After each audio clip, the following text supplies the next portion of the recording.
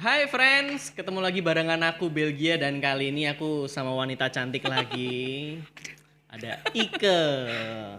Ike Ike Setiawati. Sti Sti. Sti Awate. Kenapa nggak ada E-nya itu? Pertanyaannya tuh, kenapa nggak ada E-nya? Nggak tahu orang tua aku yang ngasih, Aha. tapi aku nggak ngerti asal usulnya sih. Ya udah Istiawati, nurut-nurut aja kan. Dulu kan namamu panjang kan? Hah? Ike Setiawati Lintang Purnamasari, Heeh. SS. SS itu apa? Sugeng Setiadi. Buset. Nama bapakku Nama panjang banget ya. Terus kenapa diganti? sering sakit-sakitan, Ah, ringkeh banget. Nah itu mungkin karena itu dulu namanya itu Ike Setiawati Lintang dan bla bla bla bla Ningsih gitu. Terus makanya sakit-sakitan E-nya dihilangin sama nama belakangnya dihilangin. Enggak, yang N-nya dari dulu nggak ada N-nya. Itu ya, Ke how apa kabarnya? luar biasa. Selama pandemi ini gimana kesibukannya? Masih Tambah kerja? lemak. Gue banget sekarang Bel. Aduh, Ya. sama aku ya jangan dibandingin.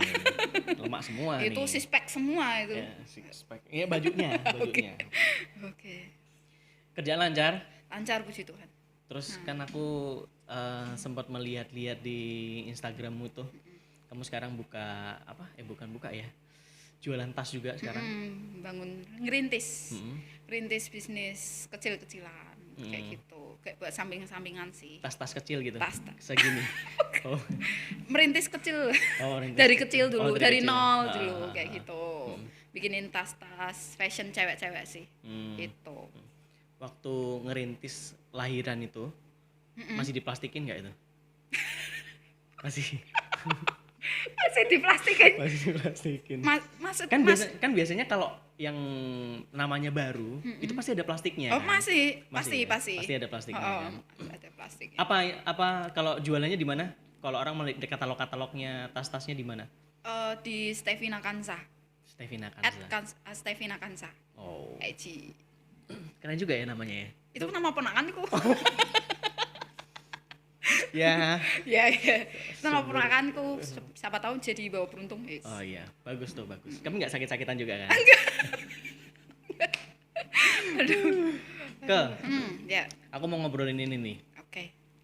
Kamu kan udah terjun di dunia kepengurusan kita di tahun ini kan, dari tahun kemarin 1921. 1921. Bentar lagi udah lewat maghrib Iya. tuh. Cepat banget ya, Bel ya. Cepet banget ya. Bentar lagi udah 2021 kita sudah selesai.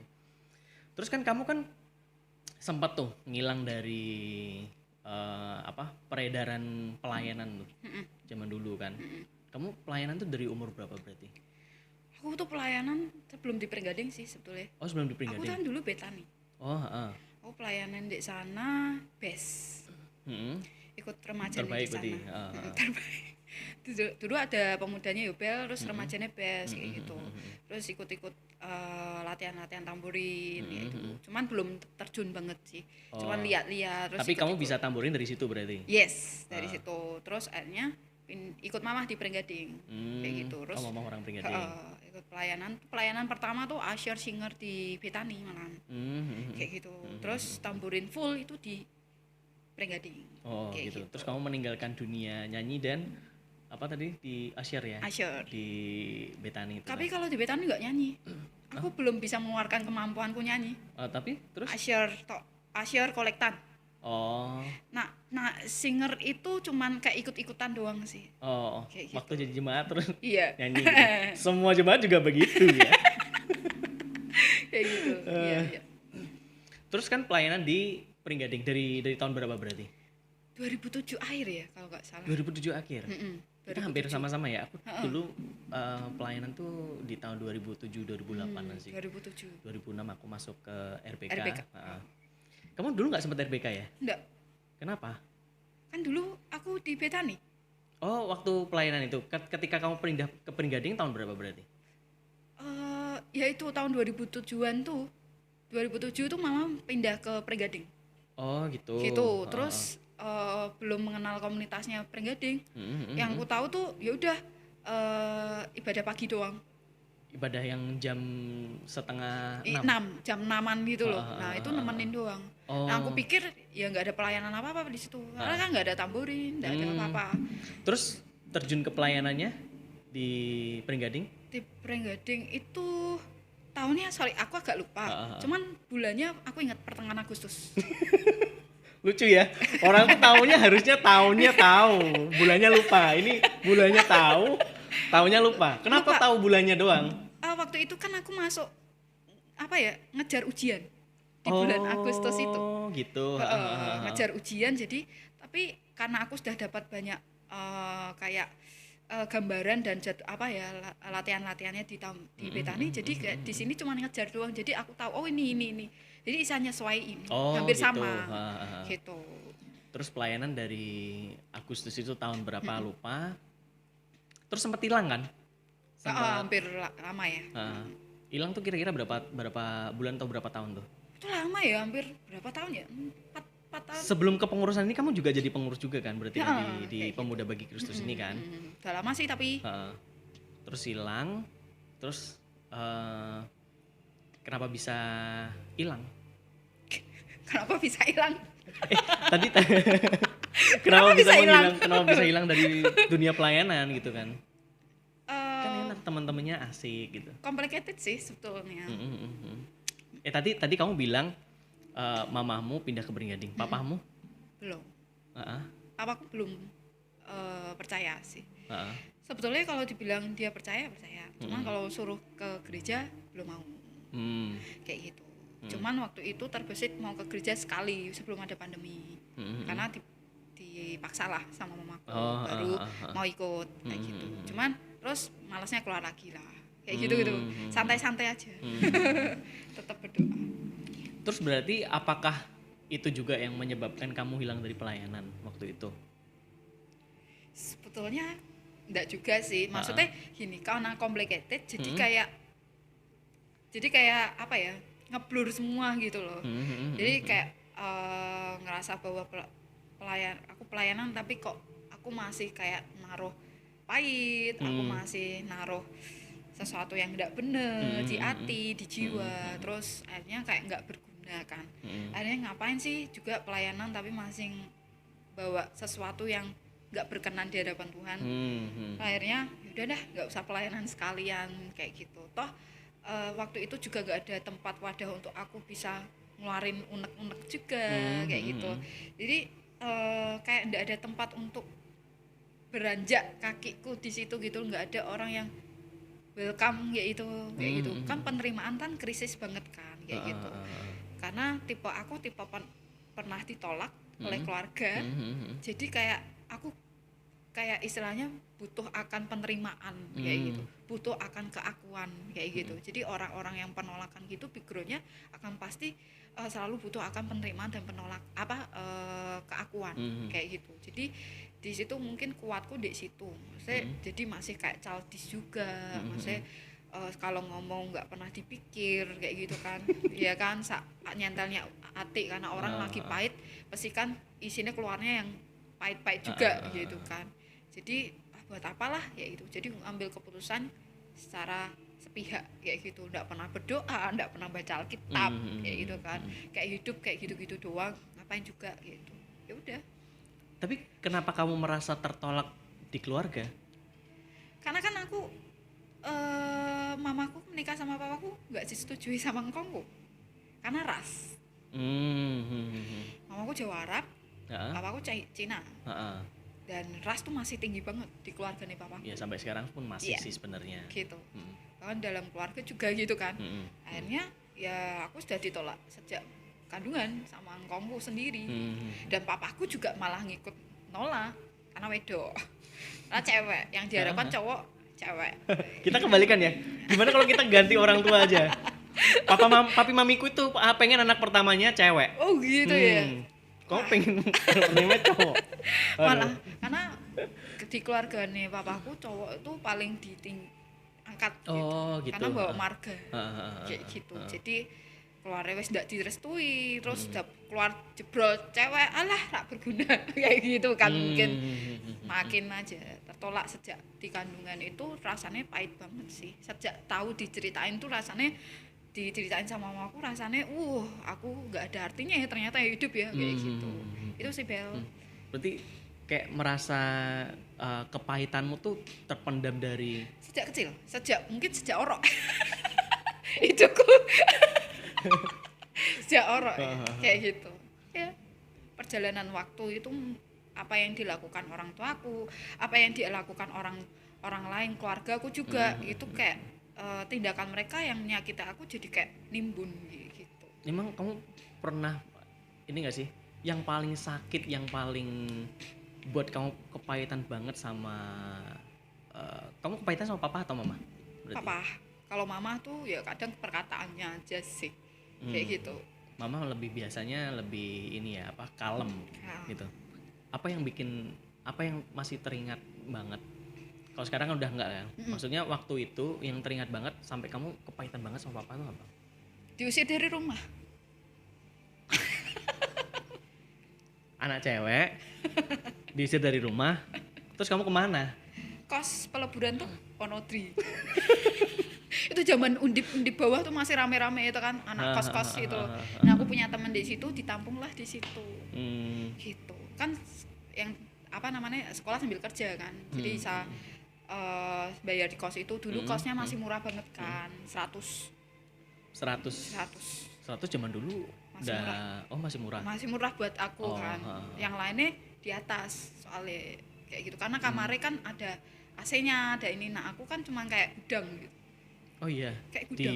Kamu tidur di samping-sampingnya ada apa kayu, ada rayap gitu. Enggak, tapi istilahnya itu kayak menurutku tuh kayak sak petak doang kan. Jadi menurutku kayak gudang. Gudang dibuat kamar gitu kan. Tapi difungsikan sebagai kamar kayak gitu. Kamu berapa lama tuh berarti di jauh dari orang tua berarti ya? Itu sekitar 3 bulanan. Itu nyiksa tapi 3 bulan. 3 bulan? 3 bulan udah kayak ini ya, anak magang ya? 3 bulan berasa seabad, Bel. Heeh. Karena kan aku sambil kerja kan. Kerjanya di Tamrin, kosnya di Wonodri peleburan situ. Cukup nyiksa pulangnya kan gitu. Jalan apalagi kaki? cewek. Enggak lah naik angkot. Aku kira jalan gitu. kaki ya. Tapi aku sudah izin sama bosnya kan dulu kan sekolah sambil kerja. Aku kos sekarang di situ. Yaudah kadang jam 9, setengah 9 udah suruh pulang. Kadang pas sepi jam 8 tutup pulang kayak gitu. Tapi 3 bulan mamaku datang ke kerjaanku jemput kayak gitu. Terus balik lagi ke rumah. Balik lagi ke rumah. Puji Tuhan. Iya. Itu selama 3 bulan prosesmu itu pasti macem-macem kan yang ada di pikiranmu itu. Macem-macem Bel. Rasa pengen matiin orang tua. Enggak, itu dulu. Ya buatku adalah hal itu membuatku jadi pembentukan yang jadi membentuk anak yang memberontak, anak yang pengen diakui, cari perhatian karena background penolakan. Insecure-nya gede banget kayak gitu. Jadi merasa nggak ada tempat untuk aku bisa bersandar kayak gitu kan. Bahkan nggak, rumah pun bukan rumah buat aku. Rumah itu neraka buat aku karena setiap hari aku debat terus sama papaku kan. Kayak itu. Jadi kayak keluar dari rumah adalah hal yang baik tapi nyiksa juga sih. Jadi kayak ibaratnya kayak keluar kandang macan masuk kandang singa gitu. Ya. Apa makannya setiap hari Indomie lu gila. Tapi badanmu nggak gede-gede. Waktu itu. Tapi sekarang kenapa ya gede?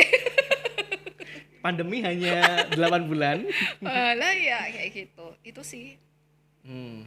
Itu berarti bisa dibilang juga nggak sih jadi apa ya ceritamu untuk mundur dari pelayanan saat itu? Betul. Karena aku merasa yang tadi aku bilang bahwa aku pelayanan tapi kok hidupku berantakan ya. Istilahnya aku pelayanan kok nggak jadi dampak yang baik gitu loh. Aku masih kayak berkasut dosa. Aku masih kayak belum siap untuk balik pelayanan karena aku merasa bahwa hidupku tuh masih kotor gitu. Aku belum jadi pribadi yang oke lah, yang berkenan di hadapan Tuhan. Jadi ya udah mental sekalian aja. Buat apa pelayanan tapi kalau Tuhan enggak terima. Itu sih dalam pikiranku. Tapi kamu waktu keluar dari pelayanan itu ini nggak pernah kebersihin nggak?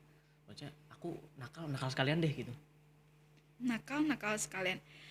Pernah kebesit kayak gitu, cuman kayak kayak ada yang jaga gitu loh. Aku nggak ngerti. Maksudnya ada yang nahan gitu. Kalau nakal ndak senakal parah orang-orang luar gitu kan. Karena apa ya? Ya sewajarnya aja. Karena aku kayak kayak mikirnya adalah cuman satu itu. Aku masih melakukan banyak dosa, aku masih nimbun banyak pahit, aku masih banyak berpikiran yang negatif tentang orang lain, kayak gitu. Jadi buat apa aku pelayanan kayak gitu. Aku juga lebih suka menyendiri waktu itu. Aku lebih suka menyendiri dulu loh.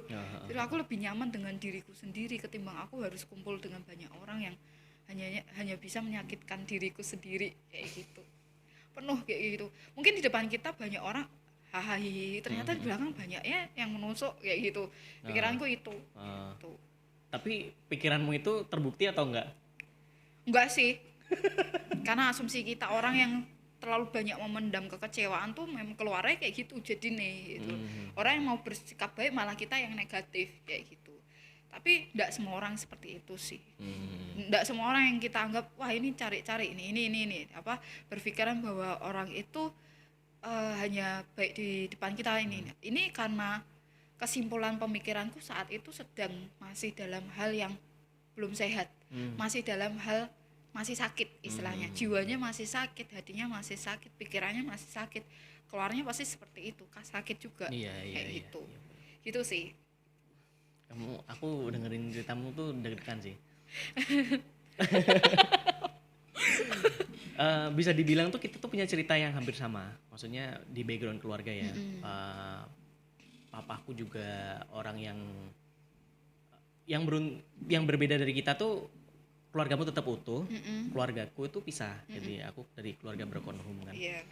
Tapi puji Tuhannya aku punya teman-teman dulu di RBKT yang support banget. Jadi walaupun aku gak melihat supportnya yang banget, ayo Bel kamu bisa gitu, enggak, tapi melihat dari tingkah lakunya mereka itu mencerminkan gitu loh. Kalau mereka support, saling support lah satu dengan yang lain. Jadi tidak sampai ke nakal-nakal yang menjurus ke mana-mana gitu. Biasanya kan kebanyakan orang kan gitu. Terutama apalagi cowok. Udah jatuh keluarganya pisah, wah bebas nih sendirian nih. Aku dari umur berapa ya berarti sendirian ya? Dari umur 17-an aku udah hidup sendiri. Oh, merantau. Gitu. Hah? Merantau. Ya bisa bilang merantau. Padahal bukan merantau gitu. Oke. Tapi kalau aku titik balikku karena aku mungkin selalu dijagain penjaga kita untuk masuk ke komunitas yang tepat gitu. Betul. Jadi nggak sampai menjurus kemana-mana. Kalau kamu titik balikmu untuk di situ pun aku juga udah nggak memendam kepahitan juga ya sama papiku ya. Itu udah benar-benar lepas tuh dari situ. Kalau kamu titik balikmu untuk kembali melepaskan kepahitanmu akan orang tuamu tuh kapan tuh? Ini ceritanya panjang sih sebetulnya. Ketika aku balik ke komunitas lagi itu memang seperti istilahnya dijorokin sama Tuhan. Pertama kan nggak masuk PBK, pertama masuk ke CG. Istilahnya bahwa kamu tuh butuh komunitas kayak gitu. Cuman waktu awal-awal masih kayak udah tua gini, beralibi yang nggak inilah kayak itu. Tapi ketika kayak Tuhan yang jorokin itu kayak aku bertanya, sebenarnya buat apa sih aku ikut komunitas lagi? Buat apa sih kayak gitu loh? Ada hal apa sih untuk aku ikut komunitas lagi kayak gitu loh? Kalau hanya aku kan nggak seneng gesekan ya. Aku tuh males dengan gesekan. Berarti kamu nggak punya kartu ATM? Kan gesekan loh. Beda Bel, beda. Gesekan dengan sesama. Aku nggak seneng gitu loh. Aku lebih baik aku self defense-ku tuh gede banget kayak gitu. Jadi aku lebih baik aku membatasi orang untuk masuk di hidupku gitu loh. Jadi ngapain gitu aku ikutan komunitas gitu, nggak nyaman kayak gini. Tapi pas waktu itu aku masuk di komunitas tuh di CG dulu. Ikut di CG, gabung di UCL dan sebagainya. Awalnya masih kayak respon childish karena waktu itu masih hati masih belum beres. Sekian lamanya ikut gabung 3 bulan di joroknya lagi masuk PBK. Dan itu rasanya nggak tenang. Kayak merasa itu asing buat aku, padahal itu dulu rumahku. Asing di rumah sendiri gitu kan. Karena penghuninya udah Baru, ganti nih. baru gitu loh. Tapi apa ya? Aku cuman dan lebih itunya, aku kalau ditawari pelayanan di PBK aku bakal nolak. Aku bakal nolak gitu. Ini aku udah cerita sama Cita sih sebetulnya. Aku bakal nolak. Di hari Sabtu aku ngomong ini dalam hati, Seninnya di DM Cita untuk pelayanan, bantu di pelayanan apa yang nari itu di itu apa waktu itu masih ada Adrian terus apa gitu pelayanan nari itu loh gitu. Aku langsung speechless loh, maksudnya gila, aku Sabtu kemarin Iya, baru aku ingat tuh bilang, bikin video klip tuh. Aku ingat aku tuh. Sabtu waktu itu Sabtu di PBK dalam hati dengerin firman, kalau tawari pelayanan aku bakal nolak, aku nggak bakalan. Itu nggak tahu tiba-tiba ada keluar omongan kayak gitu di dalam hati, Bel. Tapi Seninnya di DM sama Cita untuk ikut pelayanan itu. Dan aku terbengong. Aku terbengong dan aku kok bisa gitu. Tapi nerimanya karena nggak enak sama Cita. Nggak enak ya udah kayak gitu. Tapi di situ adalah Tuhan pengen bentuk aku bener-bener di awal itu. Tuhan pengen bentuk aku, pengen kikis aku hal yang nggak benar, mulai dari rasa sakit. Aku kan masih sakit hati, masih sakit di jiwaku juga, masih sakit pikiranku juga masih sakit kayak gitu. Aku bilang sama Tuhan, aku nggak layak buat melayanimu. Tapi kalau Tuhan yang minta kita yang layani mau apa? Aku sampai Cita ngomong kayak gitu loh, sampai merinding gitu pasti itu. Iya ya, aku kan ada tertampar situ. Mau apa? Tapi di situ ketika aku pulang rumah aku bilang, Tuhan, aku tuh belum beres banyak hal. Tapi aku pengen beres. Tapi aku nggak ngerti caranya kayak gimana. Kalau Tuhan izinkan aku untuk ikut pelayanan, aku pengen beres semua. Aku pengen beresin hatiku, pikiranku, jiwaku. Aku pengen beres. Aku pengen sehat. Aku pengen merdeka. Aku nggak ngerti Tuhan mau bawa aku kemana saat ini. Aku ngomong sendiri loh di kamar. Kayak orang gila. Ngomong gini, Bel. Karena ketika Aku orang gila. bukan. Bukan. Kayak ngomong sendiri kayak orang gila gitu. Ketika itu aku nggak mau saat itu aku kayak aku nggak mau main-main lagi sama hidupku. Kalau Tuhan memang kayak seakan Tuhan jorokin aku di komunitas, berarti kan Tuhan punya rencana yang oke nih buat aku. Tapi aku pengen aku cuma ngomong sama Tuhan, ada hal yang belum beres, banyak hal yang dari aku. Tapi kenapa Tuhan pilih aku untuk pelayanan ini? Kenapa Tuhan pilih aku? Padahal aku masih kayak ngerasa aku belum layak. Ya memang nggak layak kayak gitu loh. Nggak ada yang manusia yang layak. Tapi Tuhan layakkan kamu kayak gitu. Tapi itu ngomong sambil nangis loh, Bel. Karena ketika itu memang aku nggak layak bener-bener ngomong sama Tuhan. Aku udah kayak terpuruk banget saat itu. Walaupun kayak di luarnya oke fun banget, tapi dalamku kayak bener-bener rapuh banget. Nggak ada yang nolongin aku saat itu gitu. Mentorin aku pun nggak ada, bimbing aku pun nggak ada kayak gitu loh. Gimana caranya Tuhan untuk aku keluar dari zonaku ini? Ketika itu seperti nggak ada jawaban sama sekali, aku ikut ya ngalir aja, ikut CG, PBK, kadang bolong-bolong kayak gitu karena aku masih belum siap. Setelah itu ada pendaftaran nih WBS, ikut kayak itu 500.000 kan itu di Gates Hotel. Ini boleh kan nyebut namanya? Boleh nggak apa-apa. Nah, Gates Hotel. Nah, BBS itu kan wanita bijak sekali. Single. Wanita bijak single itu titik balikku di situ. Karena aku ketemu banyak mentor di situ. Aku dididik di situ. Aku selalu bilang sama teman-temanku. Aku selalu bilang bahwa ayo ikut ini. Ini bagus banget buat kita sebagai anak-anak muda. Sebagai saat kita memang butuh tempat untuk kita lepasin hal-hal yang tidak benar di hati kita kayak gitu. Karena tapi aku selalu bilang sama temanku juga bahwa kalau kamu ikut ini harus benar-benar siapin hatimu kalau kamu memang betul-betul dipulihkan. Kalau kamu ikut hanya acara event ini doang, kamu akan lewat aja dan kamu nggak ada perubahan.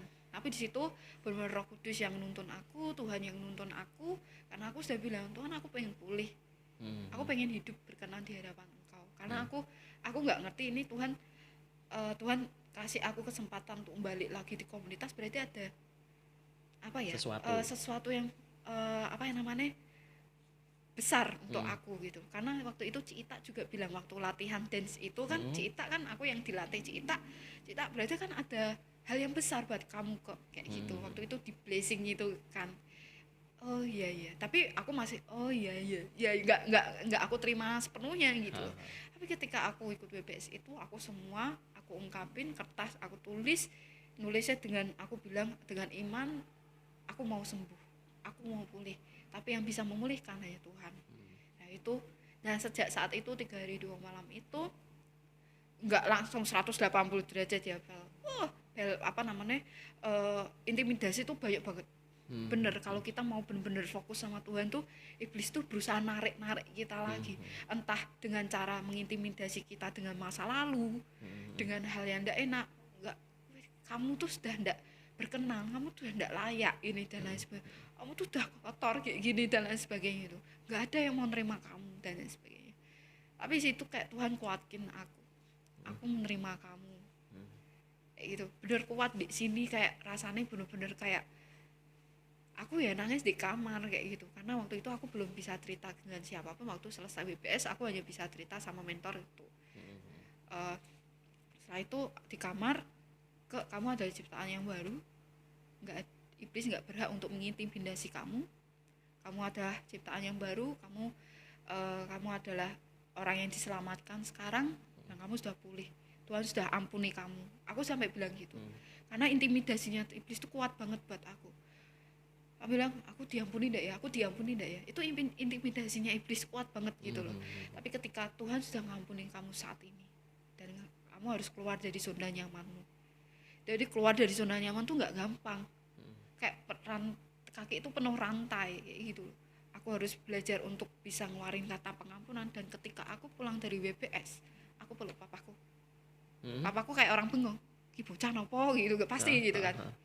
Aku pegang tangannya, Pak, aku minta maaf, aku pernah melakukan hal yang gak benar sama papa, aku pernah bentak papa, aku pernah gak nganggep papa sebagai orang tua aku pernah berpikir aku pengen bunuh papa karena sakit hatiku kayak gitu, karena perlakuan Anda. Tapi di sini aku meminta maaf dan aku mengampuni papa dan aku menerima papa sebagai papaku, karena yang memulihkan adalah Tuhanku. Dan aku menerima Tuhan sebagai juru selamatku, dan Tuhan sudah mengampuni hidupku dan aku mau mengampuni papa gitu. Dan kalau papa nggak mau terima maafku, itu hak papa. Tapi di sini aku ada tiba-tiba dan di sini aku bersyukur banget karena rekonsiliasi bisa terjadi. Tapi ya karena papaku masih agak labil gitu, sudah tua, dewasa tidak pada umurnya ya kayak gitu. Dewasa itu pada komitnya kayak gitu, responnya. Tapi di sini aku dan mamaku berdoa, adikku juga berdoa untuk papaku. Tapi di situ titik balik di mana aku dipulihkan. Di mana ketika aku merasa aku nggak punya tempat, ada mentor yang selalu ada buat aku, maksudnya dia selalu setia mendengarkan aku. Dan situ aku selalu dibimbing bahwa kamu nggak bisa jadi childish kayak gini. Kalau kamu mau dibentuk ya gini, dibentuk rasanya tidak enak kayak gitu. Tapi kamu harus mau, katanya mau pulih, katanya mau berubah kayak gitu. Ya itu semakin lama teguran itu semakin membuat aku jadi kayak yuk ke berubah kayak gitu. Terus dapat ke PBK, terima yang bikin aku tertanam di PBK adalah visinya dia. Dulu kan nggak terarah ya, maaf ya. Sekarang terarah dengan visinya gitu loh. Bener, waktu aku ikut PBK dengan visi-visinya mereka, grow, Christ Center, fruitful, eh, discipleship, terus to be a blessing. Itu yang membuat 1 aku juta rupiah. itu membuat aku tertanam di PPK, dan itu aku taruh di dalam hatiku, dan aku mau belajar untuk mengikuti amanat agung itu. Dan aku belajar tentang amanat agung juga gitu loh. Aku gali tentang amanat agung karena tidak semua banyak anak muda memahami ini. Mereka menganggap amanat agung adalah tugas yang berat kayak gitu loh. Padahal amanat agung itu diapit 2 janji sebetulnya. Mau apa? Ini yang jadi bahanku untuk CG besok. Jadi aku punya bahan untuk aku. Kenapa aku pengen sharekan ini? Karena banyak anak muda belum paham tentang amanat agung. Karena mereka berpikir bahwa amanat agung tuh berat tugasnya. Harus nginjilin satu ke ini itu enggak. Tapi ketika kita ketemu orang ngobrol itu sudah termasuk kita menginjil gitu loh. Enggak harus kita buka Alkitab, enggak perlu gitu loh. Jadi kita ngobrol, kita beri kesaksian tentang hidup kita pun kita sudah kayak nginjil gitu. Kita sudah kayak memuliakan nama Tuhan dengan apa yang Tuhan sudah kasih terhadap hidup kita. Itu sih Bel. Titik balikmu itu di tahun berapa tuh pertama kali kamu ikut WBS itu? WBS itu tahun kemarin 2019. 2019 kemarin. Ketika jadi pengurus. Ketika jadi pengurus, gila. Aku bilang sama Tuhan, ketika aku kalau memang Tuhan mau pakai aku pengen beres dulu. Aku pengen bener-bener enggak mau ketika aku melayani Tuhan aku masih sama dengan Ike yang lama. Aku berdoa kayak gitu. Dan ketika aku ikut BBS bener-bener tuh itu titik balikku banget. Makanya ketika aku dapat pemulihan itu, responku sampai dari sekarang mulai berbeda. Yang dulu respon menggebu-gebu, emosian dan lain sebagainya, mulai kayak mulai kayak bisa lebih bijak gitu loh. Dengan sudut pandang. Iya gitu, dengan sudut pandang. Anaknya punya background seperti ini. Ini kayak gitu. Kayak memang kayak bener-bener panggilanku ke anak-anak muda, ke jiwa-jiwa muda. Bahkan bisa melayani di Gia Taman dari bidang tamborin, aku bisa melayani anak-anak muda di sana yang kayak gitu. Iya sih, pelajaran yang aku dapat sih mungkin gini ya. Ketika di satu komunitas itu kita nggak bisa tertanam di situ, maksudnya nggak bisa bertumbuh di situ. Coba deh kita cabut, kita pindahin ke pot yang lain dulu. Iya. Setelah kita bertumbuh di tempat ini udah kuat nih, balik lagi ke pot itu. Kayak gitu nggak kamu? Iya. Iya kan? Jadi nggak istilahnya tuh pikiranku kayak cuman satu pot itu doang. Aku nggak tertanam di situ, aku nggak tertanam. Jadi tuh kayak nggak ada kepikiran pindah ke pot lainnya gitu. Tapi sebenarnya dengan pindah ke pot lainnya itu yang bisa sebenarnya titik balikmu juga di situ. Gitu sih. Bener ya. Memang orang itu harus ini sih punya ide. Betul. Harus ngide. Ketika dia mau bertumbuh ya dia nggak bertumbuh di pot A. Iya. Ya coba di pot B. Kalau nggak bertumbuh di pot B ya coba di pot C. Iya. Sampai di mana kamu menemukan titik kamu bertumbuh. Banyak orang pengen bertumbuh tapi tidak kuat dengan gesekan. Bahkan sebetulnya gesekan itu membuat kita dewasa kalau kita responi dengan benar. Karena aku setiap itu komunitas gesekan selalu ada gitu. Itu yang buat aku takut gitu kan. Tapi ketika aku keluar dari zona nyamanku dan ketemu dengan banyak gesekan dan responku adalah gini lagi toh aku enggak pengen dulu kayak gini. Tapi ketika waktu itu pembicara dari PBK dari Malaysia, siapa namanya aku lupa. Jadi kalau kita mau jadi orang yang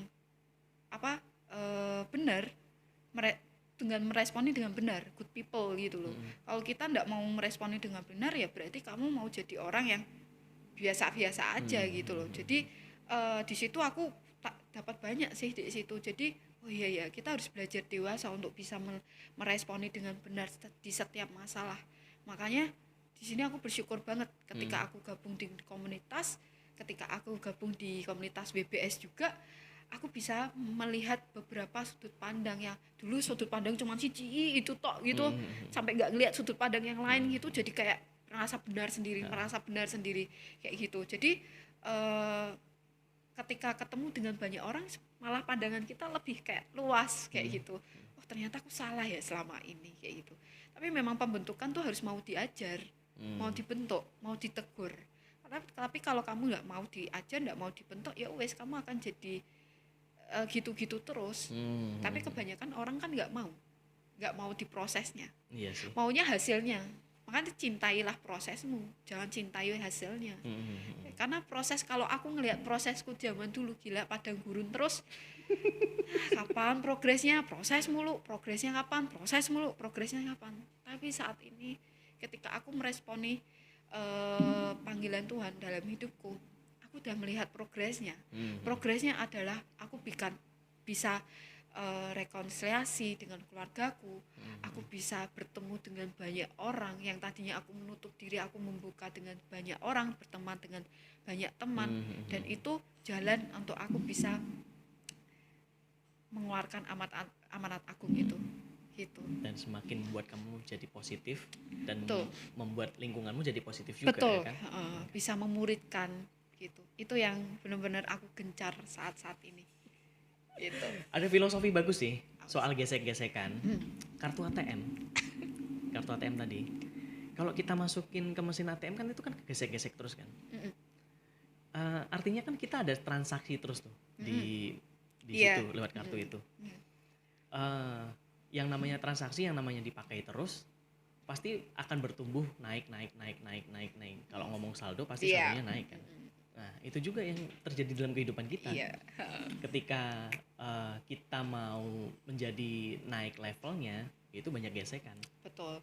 Aku ingat omongannya Yuda waktu CG kemarin, bahwa kalau mau mengalami breakthrough, ya kamu harus meresponi itu gitu loh. Karena orang yang mengalami breakthrough itu ada pasti hidupnya berbuah. Benar sekali, aku benar tepat. Orang hidupnya mengalami terobosan, dia akan mengalami pembuahan gitu. Istilahnya dalam hal pekerjaan, dalam hidup, dalam keluarga dan sebagainya. Dan itu aku alami gitu, dalam pekerjaanku, dalam keluargaku gitu, dalam hidupku yang tadinya kayak aku nggak penuh arti, jadi kayak banyak arti buat banyak orang kayak gitu. Ketika ada orang yang butuh solusi, aku bisa hadir buat mereka kayak gitu. Dengan walaupun tidak semua orang bisa sesuai dengan solusi kita, tapi paling tidak kita ada hadir di tengah-tengah mereka kayak gitu sih. Emang sih ya. Itu sih ya, maksudnya memang kita dalam kehidupan itu harus ada yang namanya proses, dan proses ini nggak cuma sampai di sini aja. Iya, tapi sampai nanti gitu, kita jangan ke saya udah beres semua kan, tapi kan beres semua Bel. kepahitan, semua bener, rasa Tuhan dendam tuh baik banget sama hidupku gitu kan. Walaupun aku masih berjuang buat papaku, ya kan, tapi Tuhan baik banget buat hidupku, buat baik di dalam pekerjaanku, kehidupanku, keluargaku. Tuhan udah kayak atur semua. Yang tadinya aku takut, aku khawatir A sampai Z, tapi tuh ketika kita bersandar penuh sama Tuhan, Tuhan yang berperang buat kita, Tuhan tuh yang berjalan bersama-sama dengan kita gitu loh. Jadi ngapain aku harus khawatir gitu loh. Kadang kita selalu kalah di pikiran kita dulu gitu loh. Bener. Jadi kayak gimana ya nanti, nanti kalau ini gimana ya. Jadi kita sudah kalah dulu pikiran, terus akhirnya ambil keputusan yang salah tanpa melibatkan Tuhan. Itu yang sedang aku belajar, dan itu benar-benar enak banget gitu loh. Bukan berarti ikut Tuhan tuh enak, enggak. Ikut Tuhan tuh banyak hal yang harus kita hadapi, dan itu bukan batu gede loh, itu kerikil yang kecil yang membuat kita tersandung. Tapi kalau aku ingat bahwa Tuhan tuh nggak pernah melepaskan tangan kita, Tuhan nggak pernah membiarkan kita tergeletak, tapi Tuhan selalu mengangkat kita. Berapa kali aku jatuh, berapa kali aku mengecewakan Tuhan, tapi Tuhan selalu angkat aku di jurang itu gitu. Dan Tuhan pakai aku buat anak-anak muda. Itu sih, aku benar ketika itu aku paham bahwa akan panggilanku ke jiwa-jiwa muda gitu. Keren banget Kak, aku dengerin ceritamu deg-degan. Tapi memang itu sih semoga kamu semoga kita semua makin diproses Tuhan. Betul. Makin tinggi lagi levelnya. Akan semakin banyak gesekan. Betul. Semakin tinggi pohon semakin banyak anginnya. Betul. Tapi gimana cara kita ngeresponnya? Betul. Untuk bisa menjadi untuk dewasa gitu, lebih bijak kayak gitu. Itu sih banyak anak. Makanya pesanku adalah, karena aku pernah mengalami hal yang sama, responnya jadi salah, aku cuma bilang bahwa anak-anak muda tuh butuh pendampingan. Karena ketika aku merespon seperti ini, karena aku didampingi kayak gitu. Makanya aku jadi ada panggilan bahwa aku pengen dampingin anak-anak muda, dengan bahkan aku ditemui anak-anak yang sama permasalahannya tapi beda proses kayak gitu. Jadi di situ aku bisa saling sharing, aku bisa ini, tapi kan semua hasil keputusan di mereka.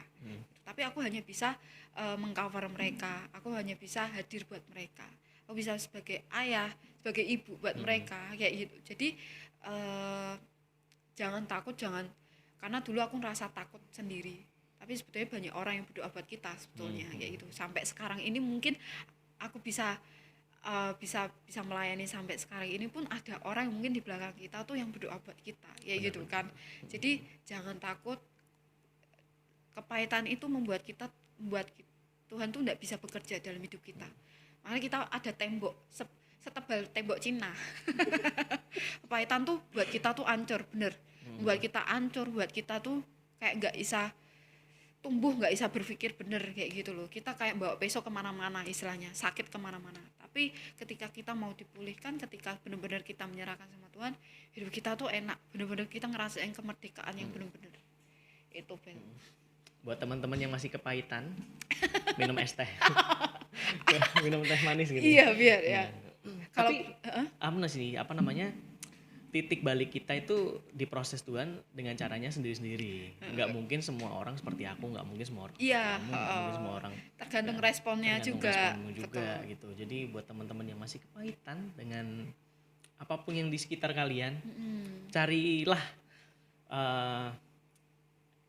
minuman yang manis itu. Betul. Dipertanyakan juga, kok hidupnya pahit, terus ditanyain, kamu anak orang apa anak pare? Pahit dulu hidupnya ya kan. Bener. Tapi aku suka pare sih. Itu bisa nyamuk bisa hilang dari diri kita. Enggak gigit karena pahit kan darahnya. Kitanya gitu. Enggak sih. Aku minum pace aja kalau gitu. Sama-sama pahit ya kan. Pahit ya. Gitu. Oke, Kak. Thank you banget buat kehadirannya hari ini. Thank you, Bel. Kita sangat terkesima, sangat deg-degan juga akan ceritamu. Kenapa deg-degan, Bel? Karena ceritamu tuh bikin merinding gitu. Aku nampak lu, Bel. Tadi mati lampu kan? Oh iya, mati makanya lampu. Itu. Ketika iblis mau mengganggu, ganggu beneran dia. Bener, serius. Kalau Tuhan tuh tahu masa depan kita. Jadi kalau iblis berusaha mengintimidasi masa lalu kita, berarti iblis tahu masa depan kita dalam Tuhan tuh kayak apa. Makanya dia selalu mengintimidasi masa lalu kita lewat masa lalu kita itu. Gitu. Jangan sampai terbawa masa lalu. Betul. Ya. Oke deh. Thank you buat kehadirannya. Buat teman-teman yang mau tahu lebih dalam lagi soal Ike, bisa langsung tulis komen di bawah ini. Kita kulik lagi soal dia. Oke? Oke. Oke, thank you, Kak. Thank you, friends. Bye.